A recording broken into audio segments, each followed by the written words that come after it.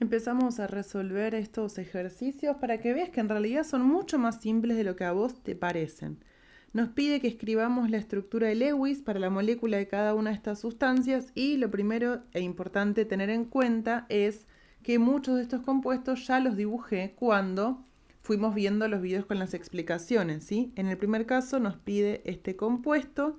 Bueno, acordate que el carbono tiene 4 electrones, el en su último nivel, por lo tanto lo que necesita sí o sí poder tener 4 electrones más para llegar a cumplir la regla del octeto. Acordate que la estructura de Lewis no es más que una representación en el papel, nada me dice de forma ni nada de esas cosas. Vamos con la otra molécula que nos dan para dibujar. Acá ya hay 2 carbonos. Bueno, entonces yo sé que va a ser un carbono y un carbono. Me dicen que solo tiene 4 hidrógenos, por lo tanto van a ser enlaces simples por acá y por acá.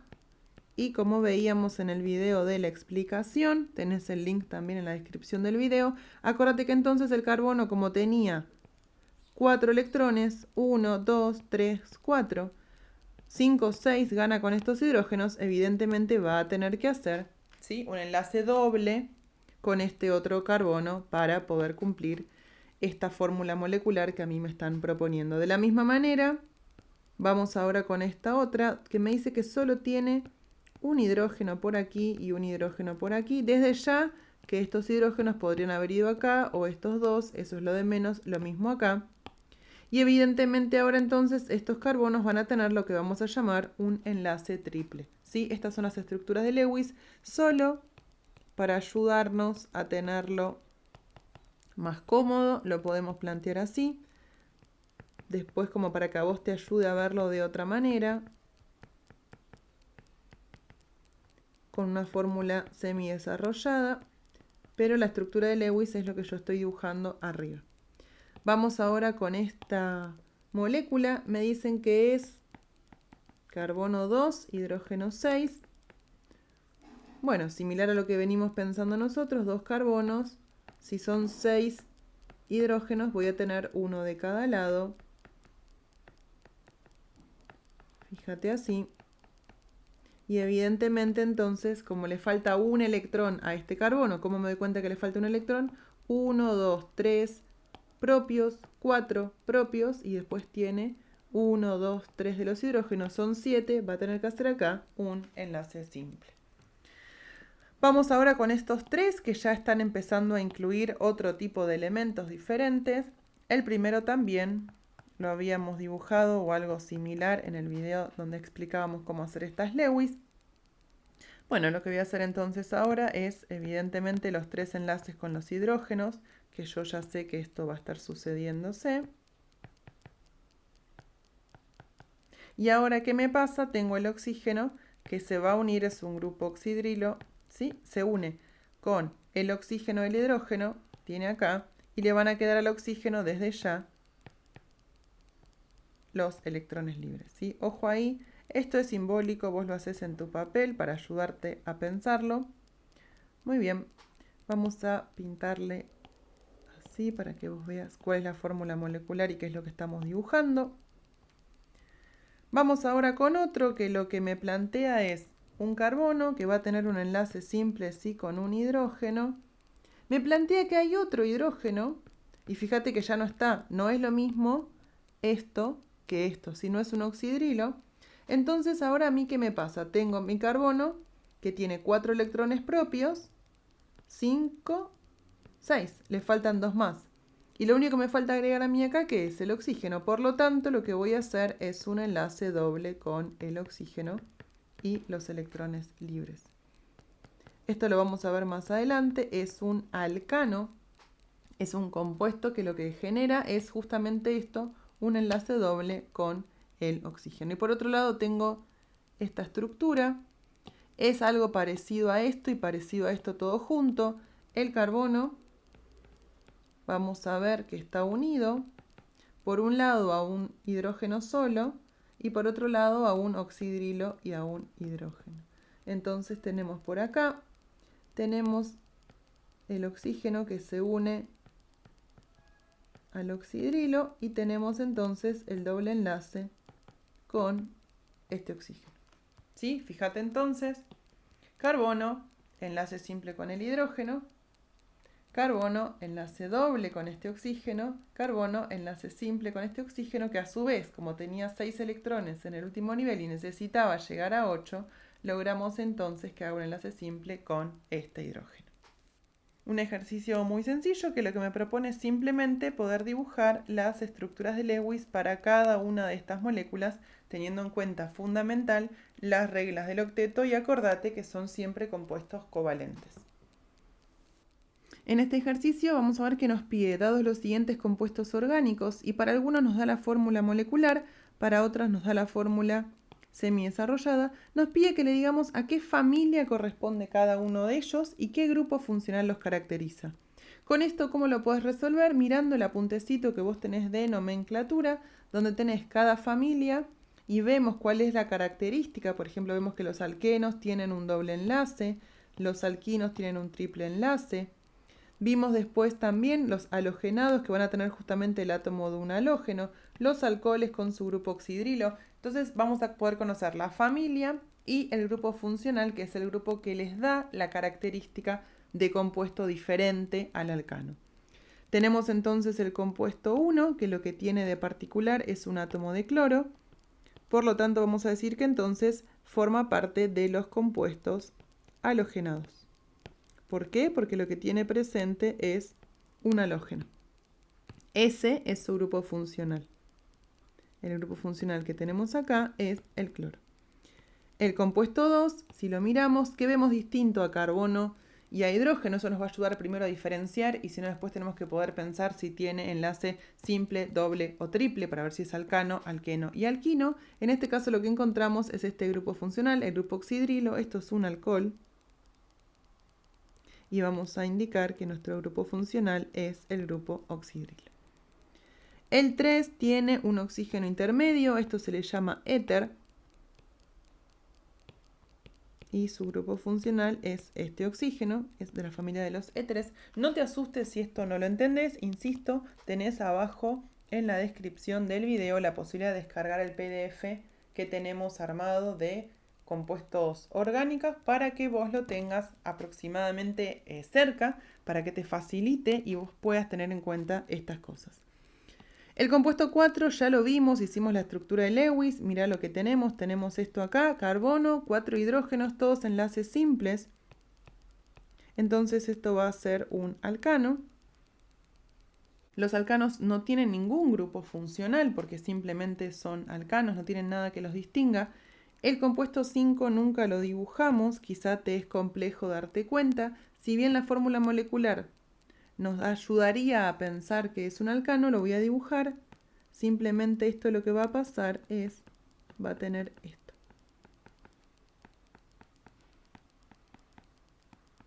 ¿Sí? Enlace simple con los carbonos, enlace simple con los hidrógenos. El compuesto 5 también es un alcano.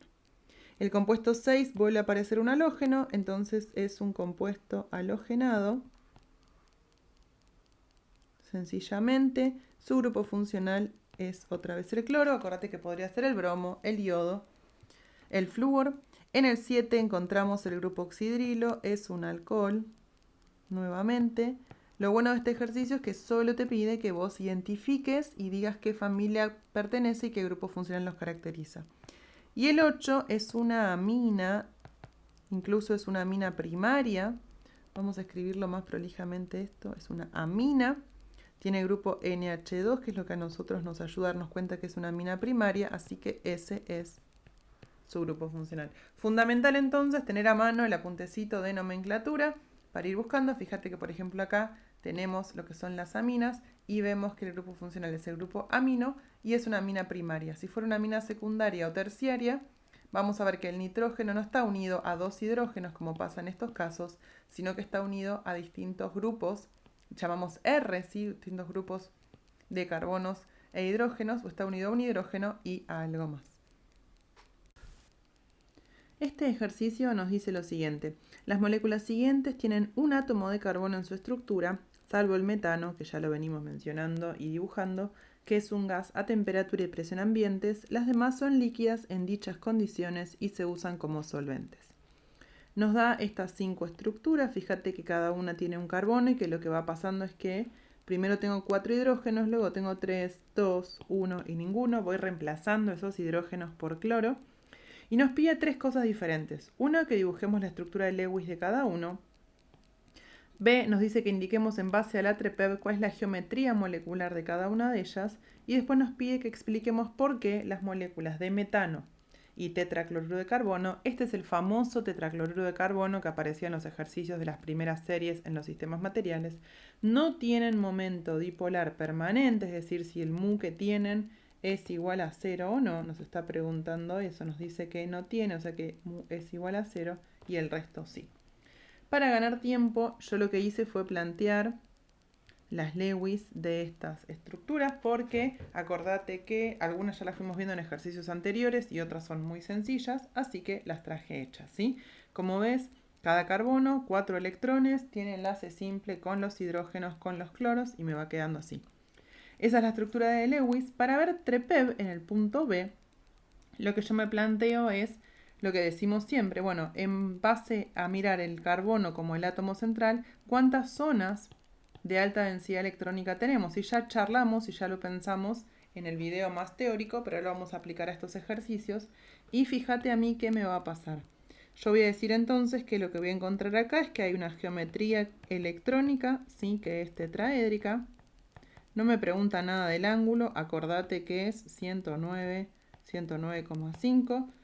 Por ahora tenemos eso y en todas nos va a pasar exactamente lo mismo. ¿Por qué? Porque tenemos 4 zonas de alta densidad electrónica para cada una. Como este carbono, que es el átomo central, no tiene pares de electrones libres, ¿qué me está generando a mí? Entonces me genera que su geometría molecular también sea tetraédrica. Lógicamente, como en los 4 casos que tenemos, y acá está el otro, ¿sí? Los 5 casos que nos plantean a nosotros, es exactamente lo mismo, lógicamente todas las geometrías serán exactamente iguales. Por lo tanto, las voy a dejar escritas por si vos le querés sacar una captura de pantalla. Pero no es que hay demasiado para comparar por ahora. Esto por un lado.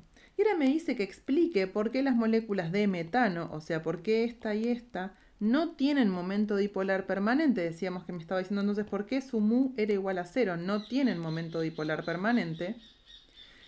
Y las demás sí lo tienen. Para esto yo qué hice entonces, armé esto que nos va a ayudar mucho más. ¿Por qué? Porque acordate que nosotros lo que hacíamos era mirar qué pasaba con los vectores. En este caso, si nosotros decimos que el carbono y el hidrógeno son enlaces que consideramos no polar, por lo tanto, entonces si los enlaces ya son no polar, esto va a ser mu igual a 0. Y en el caso que tenemos, por ejemplo, acá, que hay átomos que son más electronegativos, que el enlace sí es polar, entonces, ¿qué me va a pasar? Voy a tener un mu enlace distinto de 0, porque es el del carbono cloro. Acá me va a pasar lo mismo, pero a su vez por la geometría que tiene esta molécula no se van a compensar los vectores. Yo necesitaría que todos los vectores, ¿sí?, pudieran apuntar hacia el átomo más electronegativo, que en este caso no sucede. Si comparamos la electronegatividad del hidrógeno y la de carbono, acordate que ese dato está en la tabla periódica, nosotros nos vamos a enterar o vamos a ver, no tenemos por qué saberlo de memoria a esta altura, que el carbono es aproximadamente, sí, un poquitito más electronegativo que el hidrógeno. De hecho, entonces, si nosotros miráramos, sabemos, vamos a decir que este mu es distinto de 0. Acuérdate que si era distinto de 0 decíamos que era polar. Este mu es distinto de 0. Ojo acá, aunque haya 2 y 2, no podemos decir que estén compensados esos vectores. ¿Y qué nos va a pasar en este último caso? En este caso sí, es el ejemplo que nosotros decíamos antes, los vectores siempre apuntan hacia el átomo más electronegativo, por su geometría este mu va a ser igual que 0. Entonces, por lo tanto, ¿qué decimos? Que el metano y el tetracloruro de carbono son compuestos no polares, lo voy a dejar en celestito, y las otras, que van en verde, son polares. Acuérdate que son sinónimos, es decir, que mu es distinto de 0 y que el compuesto es polar. No nos lo pregunta acá, nos lo vamos a charlar posteriormente en algún otro ejercicio, pero acordate que ya empezamos a pensar en algo que tiene que ver con las fuerzas intermoleculares en función de la polaridad que tienen estos compuestos. Estamos resolviendo la guía de química. Mi nombre es Belén, soy Belu de Química con Belu y lo que hago es intentar ayudarte a que te sea un poco más sencilla la vida mientras vos intentás aprender química. El siguiente ejercicio nos propone completar esta tabla. Fíjate que nos da un modelo espacial. No es tan sencillo de comprenderlo, así como lo vamos a ir mirando, pero vamos a ir juntos tratando de poder comprender que cada extremo que tenemos, ¿sí? Estas pelotitas lo que hacen es generarnos a nosotros tener blancas. Las pelotitas son los hidrógenos y la negra central es el carbono. En función de eso si nos ayuda, podemos escribirnos, por ejemplo, acá la fórmula molecular para tener una idea. Vamos a ponerle el nombre según lo que hemos estudiado y vamos a calcular la masa molar, que es lo que nos va a ayudar en realidad a nosotros a poder generar la explicación de por qué hay una diferencia en los puntos de ebullición. Yo escribí acá las fórmulas moleculares de los compuestos para tenerlos, ¿sí? Arrancamos por el más sencillo, es un metano, es un alcano de un solo carbono. Luego pasamos al etano, porque es un alcano de 2 carbonos y su prefijo es et. Luego tenemos el propano, carbonos 3, tenemos el prefijo prop, put es para 4, pen. Y este que tenés que hacer mucho esfuerzo, en realidad es un dimetil propano. Fíjate que lo que nos pasa es que tenemos la misma fórmula molecular acá que acá. Si queremos ahora calcular las masas molares, vamos a la tabla periódica, vamos a ver que tenemos 16, si haces la cuenta te va a dar 30, 44, 58, 72 y lógicamente 72, porque al tener la misma fórmula molecular van a tener entonces la misma masa molar.